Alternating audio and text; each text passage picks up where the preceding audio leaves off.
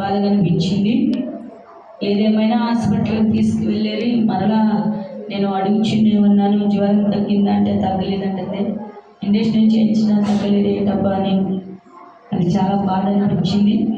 తర్వాత ఆ రైతు వాళ్ళ ఇంటికాడ ఉంచుకున్నారు. రెండో రోజు నేను ఇక్కడ తెచ్చుకొని మరి ఎంతగానో నేను ప్రార్థన చేశాను. మందిరంలో తీసుకువచ్చి ప్రభువా డాక్టర్కి అసాధ్యమైన సాధ్యమేనయ్యా అని ప్రార్థన చేసి ఆయన రక్తంతో ఒళ్ళంతా కూడా పోత వేసి మరలా మోషన్స్ అవ్వకూడదు, జ్వరం రాకూడదని నేను ఆ రాత్రి అంతా కూడా పొనుకునే ముందు కూడా కొంచెం అన్నం తినిపించాను. అయినా దేవుని మహాకృపను బట్టి ఆ నైట్ అంతా కూడా ఉదయకాలం కూడా జ్వరం అనేది రాలా, మోషన్స్ అవ్వలా. దేవుడు మంచి ఆరోగ్యాన్ని మరి ఇచ్చేది, అడిగితే ఇచ్చే దేవుడు కాబట్టి గొప్ప కార్యం చేసే దేవుడు. అలాగే మరి నయమి పట్ల కూడా నిజంగా మన శుక్రవారం ఆ స్నానానికని బాత్రూమ్కి వెళ్ళే కాలు జారి అలా ఇలా ప్లేట్ గుద్దుకుంటాం, ఆ కాలు తెగిపోవటం, అదే పొట్ట ముందు గుద్దుకుంటే ఏమైపోయేదని ఇప్పటికీ తెలుసుకుంటే భయం వేస్తుంది. అది నిలువున సీరిగిపోయింది.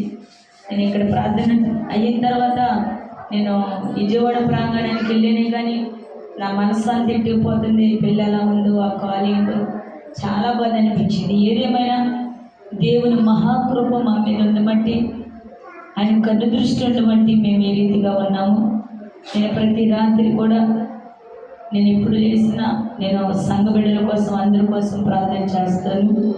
దయచేసి నా కోసం నా కుటుంబం కోసం కూడా ప్రార్థన చేయండి. మరి నయమి కూడా మంచిగా దేవుడు మంచి కృపని ఇవ్వాలి, ఆరోగ్యవంతురాలుగా నిలబెట్టుకోవాలి. మన మధ్యన లిఖిత కూడా పొదుగుని తీర్చాలి. దేవుడు ఆశ్చర్యమైన కార్యాలు జరిగించాలని నేను ఆశపడుతున్నాను. ఈ చిన్న సాక్షి దేవుడు దీవించుగాక. ప్రార్థన చేసుకున్నాం. తలలో వచ్చినట్లయితే మరి మోషే గారి కుటుంబం, అజ్జారి గారి కుటుంబం ఎందుకైతే రాలేకపోయిందో తెలియదు కానీ వారి కోసం కూడా పరిశుద్ధుడా, మోహంతుడా, ప్రేమ కలిగిన దేవ, దైవుల రక్షకుడానికి కొందనలయ్యా. నీ ఘనమైన నామానికి, విలువైన నామానికి, అతి జ్యేష్ఠమైన నామాన్ని బట్టి స్తోత్రాలు వేసాయా. ఎన్నిక లేని నన్ను వేదికగా చేసేవాడు నీవి. నా పేరుని పూర్తిగా కొట్టివేసి అయా ఇదిగో నన్ను మరుగుపరిచి నాలుకని మీ స్వాధీనంలో ఉంచి పెదాలు కాల్చి నోరు బోరుగా ఉపయోగించి మాట్లాడమని కొద్ది నిమిషాలు ప్రభువా నిలబడటానికి మీ శక్తిని బలాన్ని అనుగ్రహించమని నజరుడైన యేసు నామములో అడిగి వేడుకున్నాము తండ్రి. ఆమేన్. హల్లెలూయా, హల్లెలూయా. దేవుని స్తోత్రం. మీ అందరికి వందనాలు. చదువుబడిన కాటక వాక్యాన్ని మనం ఒకసారి చదువుకుందాం. యెహోవా యందు నమ్మిక ఉంచువారు దేవుని స్తోత్రం.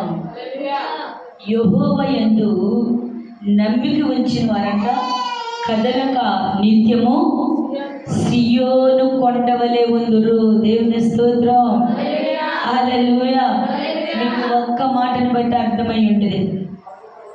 అంటే ఆయన మీద నమ్మకము మనలో ఉంటే ఎన్ని సుడిగాలులైనా జడివానులైనా ఎదుర్కొనే కృప ప్రభు మనకిచ్చుదురుగాక. ఆమేన్. నీవు నమ్మకమైన వ్యక్తిగా నిలబడాలి.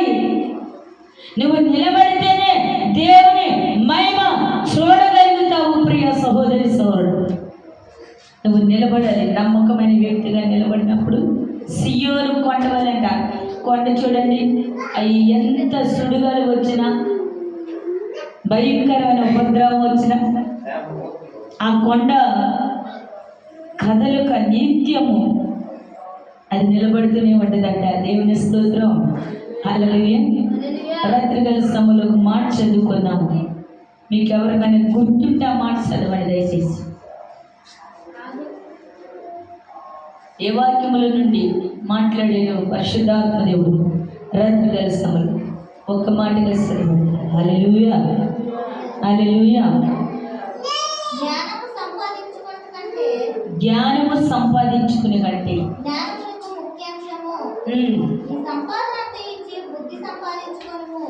అంటే వాక్యము సగం అన్నదాన్ని రెఫరెంట్ చెప్పొద్దా? నీ పక్క వారి చదవద్దా? సామెతల గ్రంథం 4వ అధ్యాయం 7వ వచనం. కాదు సామెతల గ్రంథం 7వ అధ్యాయం మొదటి నుంచి చదివాడు. నా కుమారుడా, నా మాటలను మనసు నుంచుకొనుము. ఆ, నా ఆజ్ఞలను నీ యొద్ద దాచిపెట్టుకొనుము. ఆ, నా ఆజ్ఞలను నీ మనసు నుంచుకొని ఎడల ఆ. నీ కనుపాకు వలె నా ఉపదేశములు కాపాడే నీడల ఆ. నీవు బ్రతుకుదువు. దేవుని స్తోత్రం. హల్లెలూయా. హల్లెలూయా. ఆయన మాటలు మన హృదయంలో పెట్టుకోవాలి. సామెతల గ్రంథం అంతా మనం చూసుకుంటే మన చెంప మీద మనం కొట్టుకున్నట్టుండేది. అది చాలా అనుభవం కలిగిన మాటలు రాయబడి ఉంటాయి. దేవుని స్తోత్రం. హల్లెలూయా. దాన్ని చదవాలంటే తడబడుతుంది. కానీ ఒక ముస్లిం ఆమ ఈ బైబుల్ సంఖ్యలో పెట్టుకుని సామెతల గ్రంథం ఫస్ట్ నుండి లాస్ట్ వరకు మొత్తం గడ గడ గడ గడ చదివేసిందండి. ఈరోజు మనము చక్కగా చదువుకున్న పిల్లల ఇంటి కూడా వాక్యాన్ని చదవలేకపోతున్నాం. ఆమె చక్కగా నిలబడి ఆ వాక్యం అంతా చదివింది. ఎందుకంటే దేవుడు జ్ఞానాన్ని ఇచ్చాడు కాబట్టి. దేవుని స్తోత్రం. హల్లెలూయా. నీవెప్పుడైతే దేవుని అడగటం ప్రారంభిస్తావో ఆయన నీకు జ్ఞానాన్ని ఇచ్చుదురుగాక.